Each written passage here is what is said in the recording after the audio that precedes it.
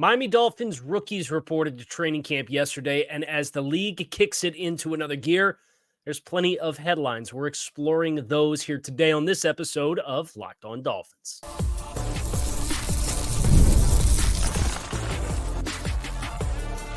You are Locked On Dolphins, your daily Miami Dolphins podcast, part of the Locked On Podcast Network, your team every day. All right, Miami, welcome to another episode of Locked On Dolphins. It's your team every day. You're on the Locked On Network. I'm your host, Kyle Krabs, a lifelong Miami Dolphins fan, host of Locked On Dolphins, co-host of Locked On NFL Scouting. You can find our shows on YouTube or wherever you listen to your favorite podcast. Tip of the cap to our everydayers, because it is your team every day. We don't just say it, we live it here on the Locked On Network. Today's episode of Locked On Dolphins is sponsored by FanDuel. Make every moment more as playoffs wind down. The sports stop sporting like we want them to, but this summer, FanDuel is hooking all customers up with a boost or bonus daily. That's right. There's something for everyone every day, all summer long. Visit FanDuel.com to get started. We are getting started with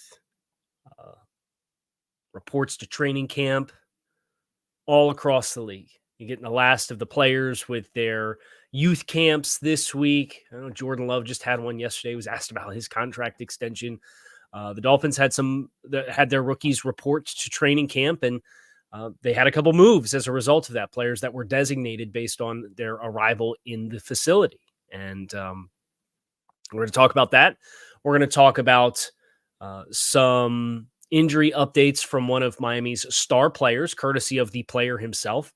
And we're going to talk about some updates to Jeremy Fowler's poll on ESPN of NFL executives with some offensive positions that are of particular note to Miami Dolphins fans. Let's start with Jaelan Phillips. Jaelan Phillips and the recovery from his Achilles has been something that I have been asked about a lot. And it's come on YouTube comments, it's come on DMs, it's come on tweets, it's come just about every way that you can reach me. People have asked, hey, what do you think of Jaelan Phillips? What do you think of where he's at? What do you think of the pictures with the atrophy in the calf? And I've stayed away from it. And I believe I've mentioned this recently, but with the platform that I have, I try to take the weight and the responsibility of that pretty seriously. So to come on and blindly speculate based off a picture without having the intimate details of Jaelan and his recovery and what that looks like and where he's at on that roadmap, it wouldn't have sat right with me to hop on and say, well, I have a kinesiology degree, so me looking at that, I think this, that, the other thing.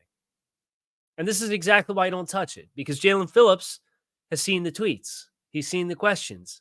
And he responded to a tweet that was speculating on the size of his calf as he's recovered from his Achilles after he dropped a very impressive looking footwork ladder drill of Jaelan Phillips doing that on Instagram. And the comment was effectively speculating on the size of his calf and how small it looks as he's recovered from the Achilles, despite the fact that he was moving very well through this agility drill on the ladder. Jaelan Phillips last night, this is a direct quote, full calf girth, doesn't come back for years post-Achilles rupture, sometimes never. Y'all can relax. It works just fine. Process, with a thumbs up emoji. Somebody followed up with a question about being curious about how it works. And Jaelan, again, gave his individual, based on his own individual experience and his own individual case and profile. This is what he's been told. From my understanding, there are a lot of mechanisms at play as it pertains to the recovery of your calf and the look and shape of your calf after an Achilles repair. When you rupture your tendon, your muscle tendon anatomy changes, and the muscles literally remold themselves. It will be just as strong, but probably won't ever look the same. Okay, so I've had a lot of questions on the platform. There you go. Jaelan Phillips gave it to you himself. And I would say based off of how he is moving, I'd feel pretty good. I've alluded to a number of times. I've heard promising feedback on what his recovery window looks like. He's a young player in the prime of his career. you'd like to think that the rebound window will be shorter for him. He certainly feels very good about where he's at, as he should. You still have time, right? You don't play a game for another 2 months, rounding down a little bit or rounding up a little bit. So you have time for added strength, added conditioning. And as long as the strength profile of each leg matches, I would assume it'll be good to go, whether it looks the same size or not. And that's, as Jaelan Phillips himself is alluding to, it probably won't. And it may not ever look the same as the other calf again. So it's a very pressing question a lot of people have. Do I think, based off of the historical track record of the Dolphins and players with injury profiles over the course of the Mike McDaniel era of this team, do I think they're going to throw Jaelan Phillips out there and play 60 snaps week 1 against Jacksonville? No, I don't. If he is cleared to play and if he looks good, I would expect the first several weeks of the season, Jaelan Phillips will be on the designated pass rush specialist type of plan. And that's 100% speculation off of the profile the Dolphins have of handling players coming back off of injuries. Nothing to do with Jaelan Phillips and his individual case. Just because they've been very deliberate for a really long time with a lot of players. So there's your Jaelan Phillips update. He himself has had enough of the tweets talking about the size of his calf. He chimed in. I'm glad he did, because now everybody knows from the horse's mouth what the situation is with Jaelan Phillips and his recovery from his Achilles as it pertains specifically to the mass of the calf. Now, the Dolphins have other players with injuries from last season. They have a few rookies that were designated on a couple of lists. We're going to get into that next year on this episode of Locked On Dolphins. Stick with us. We all love sports, and that makes this time of year particularly hard because the sports stop sporting, right? There's no playoffs for basketball or hockey or in the dead heat of baseball season, but there are enough opportunities to scratch your sporting itch, and FanDuel is here to help you make the most of those all summer long. They help keep the sports mood going whenever you want. All you have to do is open up their app and dream up some bets all summer long. FanDuel is hooking all customers up with a boost or bonus daily. There's something for everyone every day, all summer long. So head over to FanDuel.com and start making the most out of your summer with FanDuel, official sports betting partner of Major League Baseball.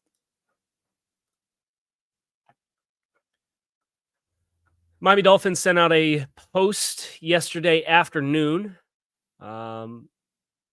involving safety Mark Perry and wide receiver Taj Washington. We've placed safety Mark Perry on the active/non-football injury list and wide receiver Taj Washington on the active/physically unable to perform list.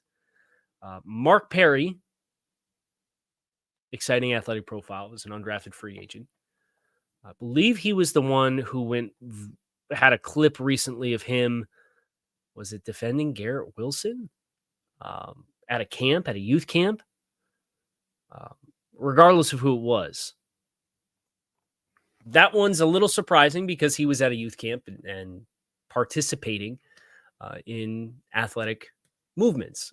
Taj Washington, it was reported by Barry Jackson of the Miami Herald after the news came out that Washington was placed on the PUP, that was an injury that was suffered during one of the Dolphins' OTA/mini camp periods, whether that be the end of May or the beginning of June, and still placed on the physically unable to perform list. I think that one's, it's not really a concern because if you asked me, it was going to be a long shot to make the roster as far as like the outlook of the team.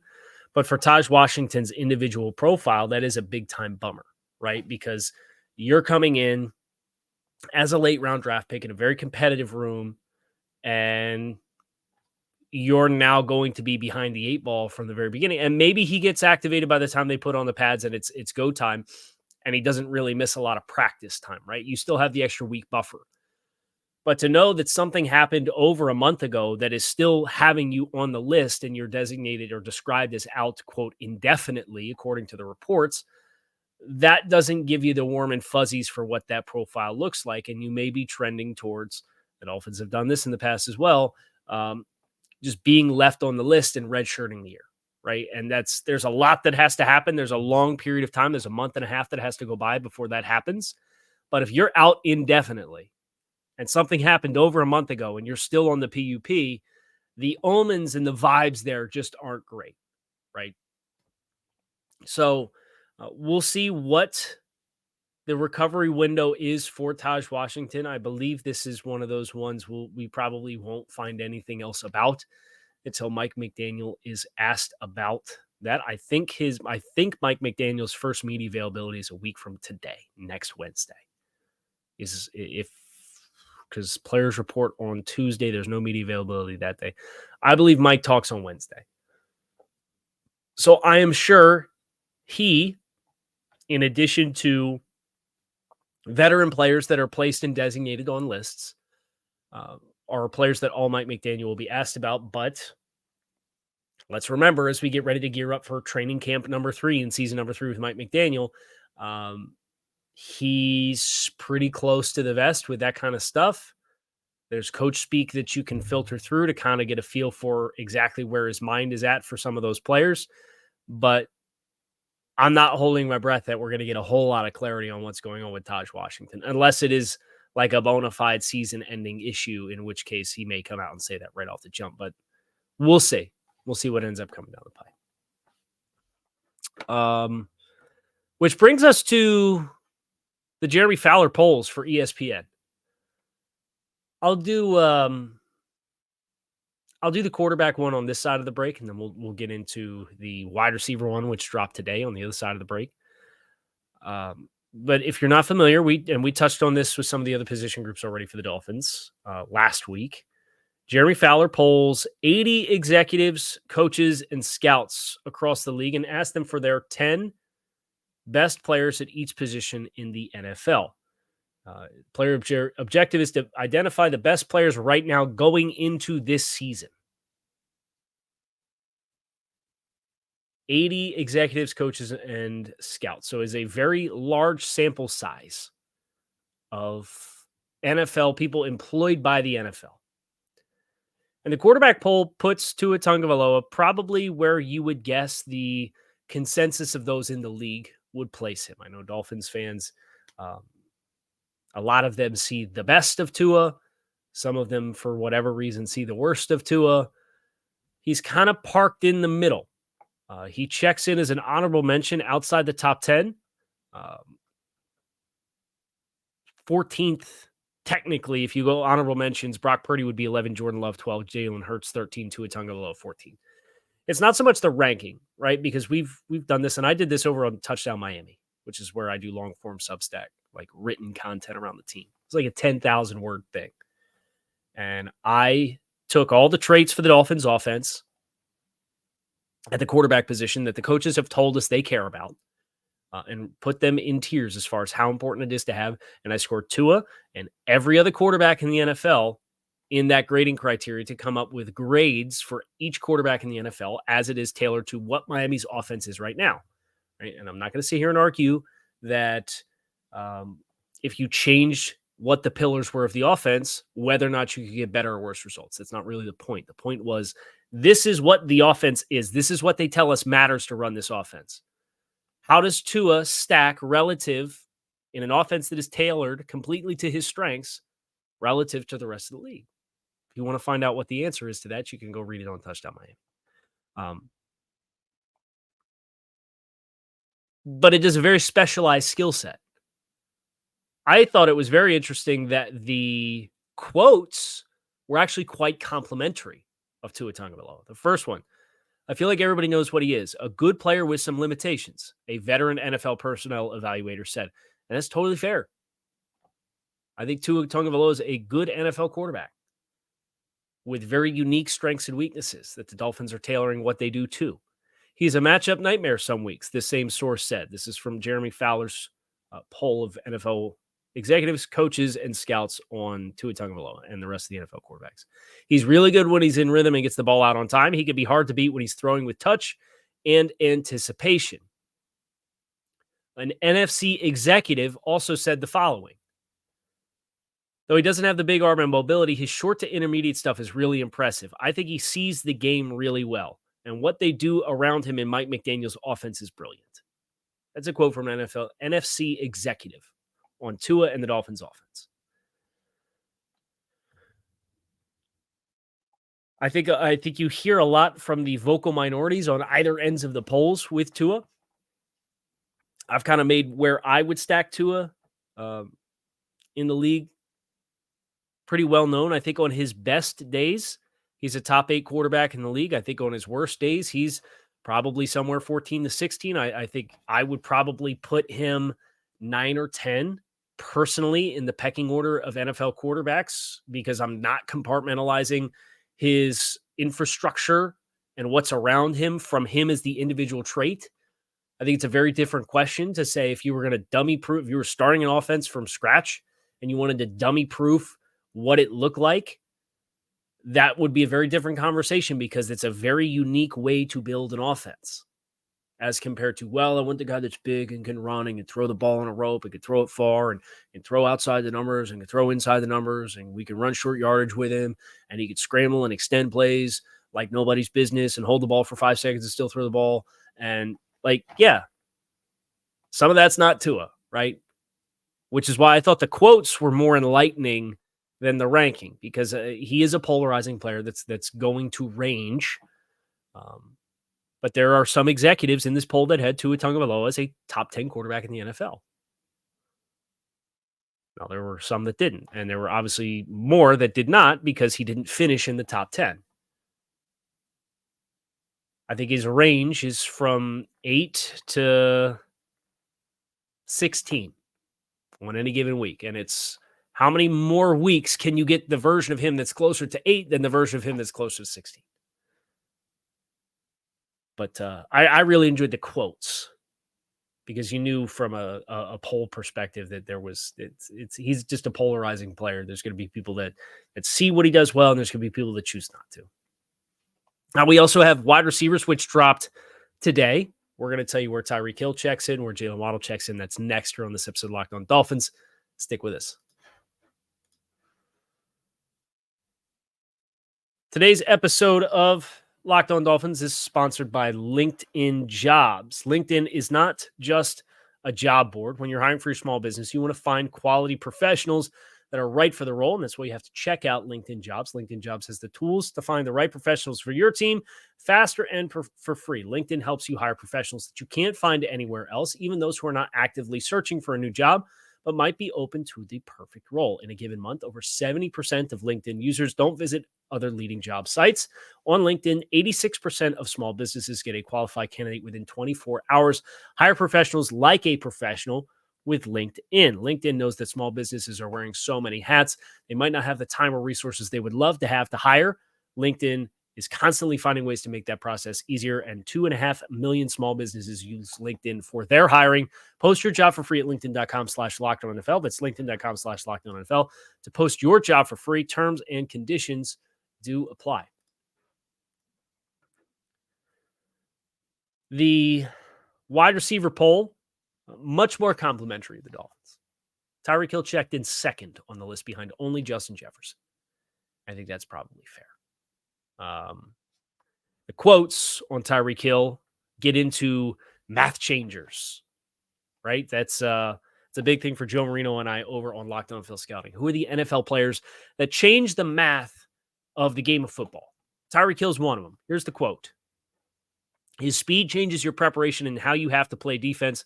Only a few people on earth can do that. That was an NFC executive on Tyreek Hill. His outcomes ranged from first to fourth on the polls. Nothing lower than fourth. His rating last year in this exercise was fourth. An AFC coach He's so freaking different. I cannot see him getting slower, but for injuries, he's been so durable. So maybe his age shows with a few more nicks and bruises, and he's not 100% as often. But as far as his speed and quickness, I can see him running fast to age 34 easily. Him slowing down just doesn't compute to me. And I think that is a part of Tyreek Hill. I think he is a better route runner than what he's given credit for in a lot of ways. I think he is generally perceived by the casual fan to just kind of be the speed merchant, right? And in reality, that's not what Tyreek Hill is. It's the fact that he has the explosiveness, the short area quickness, the long speed that continues to get faster as he goes deeper into plays, and also the route running with it that makes him such a special talent. So this is from the Fowler story. His 3,509 receiving yards since joining the Dolphins in 2022 leads the league in that stretch. Back-to-back 1,700-yard campaigns. Tyreek got more than 25% of the first-place votes, so apparently it was quite close between him and Justin Jefferson for the top spot at wide receiver. This is by far the most complimentary rating the Dolphins have received for a player. Jalen Waddle checks in 14th on this list. An NFL offensive coach with the quote that was given for Jalen Waddle as an honorable mention outside the top 10. Elite speed and underrated route runner. I would say so. Elite speed for sure. Underrated route runner for sure. People tend to see the speed, right? Because it's so apparent. I think there's a few players that I would take exception to being in front of Jalen Waddle. But the funny thing is we did this exercise when Waddle signed his contract. We did a whole show, and it was, where does Jalen Waddle rank among NFL wide receivers? And kind of the feedback was, I think there's a definitive top six. It's just what order you put the top six. It's the same top six that the league gave you with the executive poll. Jefferson, Hill, Jamar Chase, CeeDee Lamb, Devontae Adams, A.J. Brown. Definitive top tier, top six. Anything else, I had from 7 to 15, I thought was pretty debatable in what order you wanted to choose to put him. A lot of personal flavor and preference. But then there were a few guys that I thought were descending talents on the tail ends of their careers that I would not have and justify putting in front of Jalen Waddle. A few of those on this executive poll checked in front of Jalen Waddle. Stephon Diggs being one of them, Cooper Kupp and Deebo Samuel being the other two. Kupp and Deebo were 11 and 12, and Stephon Diggs was 9th. I think you can make a case for Mike Evans as well, although his production's still been pretty consistent. So Waddle checks in 14th on this list, but of the 13 players in front, I definitively see 3 that I would say I think their trajectory of their careers at this point is going to drop them out. But it doesn't matter. The point is the poll, right? 2 top 15 wide receivers for Miami in this executive poll. And if you've listened to this show for any period of time, you know what I'm going to end with here on this episode of Locked On Dolphins. Deadlines spur action. It's not a coincidence. You got a flurry of news yesterday. You got both of the Bears' first-round picks signing their rookie contracts on Rookie Report Day. You're seemingly getting a lot more news this week. It's not a coincidence. They report next week. It's rubber meets the road time. So keep your eyes peeled. If anything comes out, we got you here on Locked On Dolphins. You can find us on YouTube or wherever you listen to your favorite podcasts. I appreciate you guys checking out the show. Make it a great rest of your day. Go Dolphins. I'm out of here.